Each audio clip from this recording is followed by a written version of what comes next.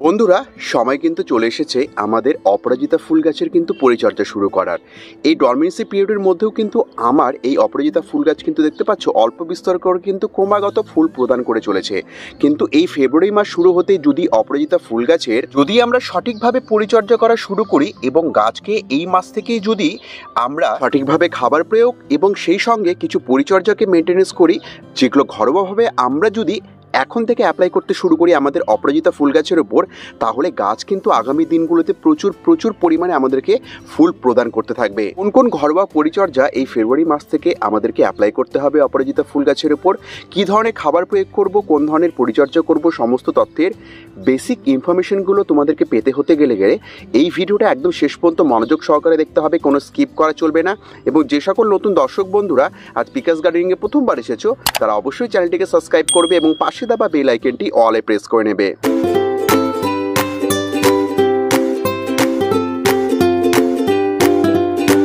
প্রথম যে কাজটা করব আমরা, সেটা কিন্তু গাছকে বুশি তৈরি করার জন্য। এই গাছ দেখে অনেকে অবাক হয়েছিল এর আগের বছর যে কিভাবে আমি অপরাজিতা ফুল গাছকে বুশি তৈরি করেছি। এর প্রধান শর্তটাই হচ্ছে গাছকে সঠিক সময় প্রুন করা মানে কি হচ্ছে, দেখতে পাচ্ছ দেখো এই গাছটা পুরো ঝাঁকড়া, কিন্তু আমি ক্লোজ থেকে যদি দেখাই, দেখো ডরমেন্সি পিরিয়ডের জন্য প্রচুর পাতা কিন্তু এখন নষ্ট হতে শুরু করে দিয়েছে। উপরের ব্রাঞ্চেসগুলো কিন্তু পুরো নষ্ট হচ্ছে, মানে ড্রাই ব্যাক হয়ে মরে যাচ্ছে। কিন্তু আমি যদি গাছের নিচের দিকে আসি তবে দেখতে পাবো, দেখো নিচ থেকে কিন্তু প্রচুর দেখতে পাচ্ছ ব্রাঞ্চেস বেরোচ্ছে।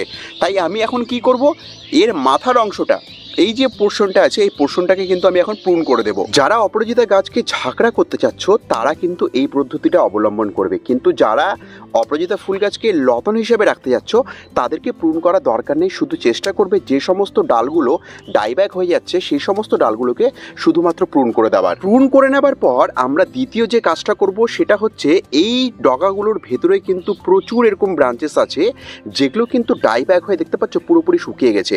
এই ডাইব্যাক হবার এই ডালগুলোকে কিন্তু আমাদেরকে সম্পূর্ণ পরিমাণে কিন্তু তুলে গাছকে পুরোপুরিভাবে পরিষ্কার করে নিতে হবে, যাতে আগামী দিনে এই গাছ রোগমুক্ত থাকে এবং প্রচুর পরিমাণে আমাদেরকে ব্রাঞ্চেস ডেভেলপমেন্ট করে। প্রুন করার কাজ শেষ হয়ে গেলে পরে আমরা যে কাজটা এবার করব সেটা হচ্ছে, এই যে সিড পটগুলো তৈরি হতে থাকে এই সময়, এই সিড পটগুলো কিন্তু আমরা গাছে রাখবো না।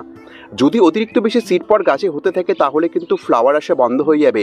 অলরেডি দেখতে পাচ্ছ আমি কিন্তু সম্পূর্ণ গাছটাকে কিন্তু প্রুন করে দিয়েছি, তারপরেও দেখতে পাচ্ছ এখান থেকে কিন্তু প্রচুর ব্রাঞ্চেস আছে এবং এই ব্রাঞ্চেসগুলোই কিন্তু আগামী দিনে এবং কিছুদিনের মধ্যে কিন্তু এগুলো থেকে ফুল আসা শুরু হবে। তো এই ডগাগুলোর মধ্যে যদি এরকম সিড পট থাকে সেই সিড পটগুলোকে কিন্তু আমরা তৎক্ষণাৎ তুলে নেব। এবং এই সিড পটগুলো এইভাবে প্রি ম্যাচিউর হয়ে গেছে, দেখতে পাচ্ছ পুরো ম্যাচিউর কিন্তু এগুলো সিডপট। এই সিডপটগুলো থেকে কিন্তু আমরা অপরাজিতা ফুল গাছের সুন্দর সুন্দর চারা গাছ বিনামূল্যে নিজেরাই তৈরি করে নিতে পারি। সিডপটগুলোকে ভেঙে নিয়ে আমরা কি করব, এর মধ্যে থেকে এই যে বীজগুলো আছে এই বীজগুলোকে আমরা বের করে নেব। বীজগুলোকে বের করে নেবার পর আমাদেরকে কি করতে হবে, একটি পাত্রের মধ্যে 50% মাটির সঙ্গে 50% কম্পোস্ট মিশিয়ে সেই মিডিয়েটার মধ্যে যদি এই বীজগুলোকে গ্রো হবার জন্য আমরা এইভাবে দিয়ে, এবং যখন এই প্রতিস্থাপন করা হয়ে গেল বীজগুলোকে, তখন কিন্তু এই পুরো পাত্রটাকে আমরা কি করব, একটি সেমি শেড এরিয়ার মধ্যে রেখে দেবো যতক্ষণ না পর্যন্ত এগুলো জার্মিনেশন হচ্ছে। এবং যখন মাটি শুকিয়ে যাবে হালকা করে জলে স্প্রে করব, দেখবে এই বীজগুলো থেকে কিন্তু কিছুদিনের মধ্যে তোমরা নতুন নতুন চারা গাছ তৈরি করে নিতে পারবে। এইবার আমরা যে কাজটা করব সেটা হচ্ছে, বহুদিন ধরে ডরমেন্ট পিরিয়ডে থাকার জন্য কিন্তু এই মাটিটা সম্পূর্ণভাবে কিন্তু দলা বেঁধে গেছে। মাটিটাকে আমাদেরকে এখন খুঁচিয়ে নিতে হবে যাতে শেকড়ের গ্রোথ আবার ভালোভাবে এই মাটির মধ্যে শুরু হতে পারে। তো তোমরা যখন এইভাবে খুঁচিয়ে নেবে, যদি তোমাদের শেকড়ের গ্রোথ ভালো থাকে তাহলে দেখতে পারবে প্রচুর কিন্তু সূক্ষ্ম শেকড়গুলো তোমাদের এইভাবে উঠে আসতে শুরু করবে। তো এটাতে ঘাবড়ানোর কোনো দরকার নেই। যত বেশি এই সূক্ষ্ম শেকড়গুলো কাটা পড়বে তত বেশি কিন্তু নতুন করে আবার শেকড়ের গ্রোথ হতে শুরু করবে। তো আমরা প্রথমে কি করব, মাটিটাকে ভালোভাবে কিন্তু এইভাবে খুঁচিয়ে নেব, পুরো 1 থেকে 2 ইঞ্চির মতো মাটিটাকে তুলে নেব আমরা এখান থেকে। এখন দেখতে পাচ্ছ আমরা কিন্তু খোঁচানো কমপ্লিট। এবার আমরা কি করব, এখান থেকে 1 থেকে 2 ইঞ্চির মতো মাটিটাকে তুলে নেব এবং এই যে মাটিটা আমরা তুলে নিলাম এখানে কিন্তু আমাদেরকে কি করতে হবে, ফ্রেশ মাটি কিন্তু এর মধ্যে দিতে হবে যাতে আমাদের এই গাছটা আবার নতুন করে কিন্তু গ্রোথ নিতে পারে। আমরা কিন্তু প্রায় এই টবের অর্ধেক মাটিটাকে কিন্তু তুলে ফেলেছি, দেখতে পাচ্ছ দেখো মেন শিকড়গুলো কিন্তু বেরিয়ে গেছে।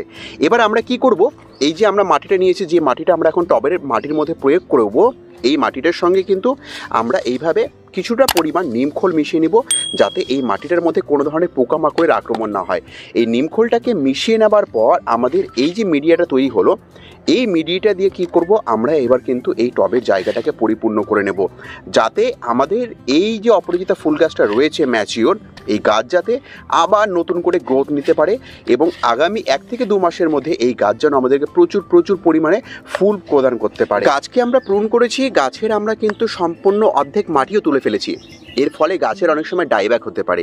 এই ডাইব্যাকের হাত থেকে গাছকে বাঁচানোর জন্য আমরা ন্যাচারালিভাবে কি করতে পারি, এই হলুদ গুঁড়োর ব্যবহার করতে পারি কিন্তু, কারণ হলুদ গুঁড়ো কিন্তু একটা ন্যাচারাল ফাঙ্গিসাইড। তো আমরা কি করব, এই যে নতুন মিডিয়াটা দিয়েছি এই মিডিয়াটার মধ্যে কিন্তু আমরা মোটামুটি 1 থেকে 2 চামচের মতো কিন্তু এর মধ্যে আমরা হলুদ গুঁড়ো প্রয়োগ করে দেবো। তাতে হবে কি, আমাদের এই গাছের মধ্যে ছত্রাক লাগার আর কোনো চান্সেস থাকবে না।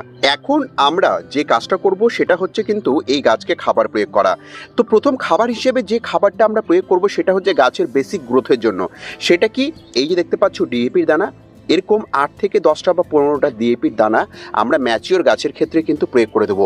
এবং যদি অল্প বয়সের গাছ হয়, নরম গাছ হয়, খুব অল্প দিনের গাছ হয়, সেক্ষেত্রে কিন্তু আমরা 4 থেকে 5টি ডিএপির দানা আমরা কি করব, এই যে নতুন মিডিয়াটা দিলাম এই মিডিয়ার সঙ্গে কিন্তু আমরা মিশিয়ে দেব, যাতে গাছ আবার নতুন করে ভালোভাবে গ্রো নিতে পারে। কিন্তু এখন এখানে কিন্তু দ্বিতীয় খাবারটা আমরা প্রয়োগ করতে পারি। সেই দ্বিতীয় খাবারটা কি, সেই দ্বিতীয় খাবারটা হচ্ছে এই যে দেখতে পাচ্ছ কলার খোসার গুঁড়ো। শুকনো কলার খোসাকে মিক্সিতে গুঁড়ো করে নিয়ে এই গুঁড়ো খাবারও কিন্তু আমরা এর সঙ্গে যদি মিশিয়ে দিই, তাহলে কি কাজটা হবে, গাছের যে সমস্ত নতুন ব্রাঞ্চেসগুলো অলরেডি আছে, যেগুলোতে আমাদের মনে হচ্ছে ফুল আসবে বা ফুল আসার সম্ভাবনা আছে, যেমন আমি যদি তোমাদেরকে এটা ক্লোজ থেকে দেখাই, দেখতে পাচ্ছ দেখো এর মধ্যে অলরেডি কিন্তু কুড়ি চলে এসেছে। তো গাছে ফুলের সংখ্যা বাড়ানোর জন্য এখানে যেমন ডিএপি আমরা একটু আগে প্রয়োগ করলাম, এই ডিএপি কি কাজ করবে, আমাদের শেকড়ের বৃদ্ধি করতে সাহায্য করবে, গাছকে আরও কিন্তু স্ট্রেংথ শক্ত করতে সাহায্য করবে। কিন্তু এই ফুলের সংখ্যা বাড়ানোর জন্য আমরা কি করতে পারি, এই যে দেখতে পাচ্ছ কলার খোসার, শুকনো কলার খোসার গুঁড়ো, এই শুকনো কলার খোসার গুঁড়ো যদি আমরা এই সময় প্রয়োগ করি আমাদের গাছের মধ্যে, তাহলে কি হবে, গাছে পটাশের ঘাটতি মিটবে এবং পটাশের ঘাটতি মিটলে কিন্তু সেই গাছে প্রচুর পরিমাণে আমরা ফুল পাবো। তো আমরা কি করব, এরকম 1 মুঠো পরিমাণের মতো কলার খোসার গুঁড়ো এই যে নতুন মিডিয়াটা আমরা দিলাম টবের মাটির মধ্যে, এই নতুন মিডিয়ার সঙ্গে কিন্তু আমরা এইভাবে মিশিয়ে দেব। এবার আমাদের সর্বশেষ কাজ, আমরা সব কিছু করে নেবার পর কি করব, টবের মাটির মধ্যে কিন্তু এইভাবে ভরপুর পরিমাণে জল প্রয়োগ করে দেবো।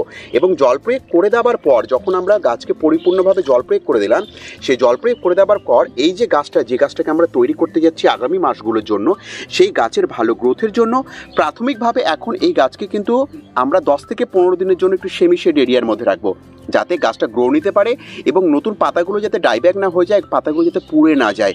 তার জন্য আমরা কি করব, জল প্রয়োগ করে দেওয়ার পর টবের মাটির মধ্যে এই গাছটাকে 10 থেকে 12 দিনের জন্য সেমি শেডে রাখবো। যখন দেখবো ব্রাঞ্চেস ডেভেলপমেন্ট হওয়া শুরু হয়ে গেছে, তখন এই গাছকে আস্তে আস্তে করে আমরা রোদে নিয়ে আসবো। কারণ এটা মনে রাখবে, অপরাজিতা ফুল গাছ কিন্তু গরমের ফুল প্রদান করা গাছ, এই গাছের রোদ ভীষণ প্রয়োজন, এই গাছ কিন্তু ছায়াযুক্ত স্থানে হবার জন্য নয়। তো বন্ধুরা, এতক্ষণ ধরে যে কটি ইনফরমেশন তোমাদের সঙ্গে শেয়ার করলাম, এগুলো যদি ফেব্রুয়ারি মাস থেকে তোমরা মেনটেনেন্স করে আমাদের অপরাজিতা ফুল গাছকে পরিচর্যা করা শুরু করে দাও, তাহলে কিন্তু আগামী মাসগুলোতে গাছে 1-2টো ফুল নয়, প্রচুর পরিমাণে তোমরা কিন্তু ফুল হাতে সক্ষম হবে এবং সেই সঙ্গে গাছের কিন্তু গ্রোথ দেখলেও তোমরা চমকে যাবে। এবং যারা অপরাজিতা ফুল গাছকে লতানো থেকে এইভাবে বুশি তৈরি করতে যাচ্ছ, সেই গাছে বুশি তৈরি করার পর প্রচুর পরিমাণে ফুল আনতে যাচ্ছ, তারা অবশ্যই কিন্তু এই ভিডিওটা তাদের জন্য গুরুত্বপূর্ণ হতে চলেছে। তো বন্ধুরা, এতক্ষণ ধরে ধৈর্য দিয়ে ভিডিওটাকে দেখার জন্য তোমাদেরকে অশেষ ধন্যবাদ। এইভাবেই আমাদের ভিডিওগুলো দেখতে থাকো, এভাবেই বিকাশ গার্ডেনিংকে নিজেদের ভালোবাসা দিতে থাকো। দেখা হবে পরবর্তী ভিডিওতে এরকম আরও নানান ইনফরমেশন নিয়ে, এরকম আরও নানান গুরুত্বপূর্ণ টিপস এবং ট্রিক্স নিয়ে। কিন্তু ততক্ষণের জন্য আমার প্রত্যেকটা দর্শক বন্ধুকে আমি এখানেই জানাচ্ছি আজকের মতো নমস্কার।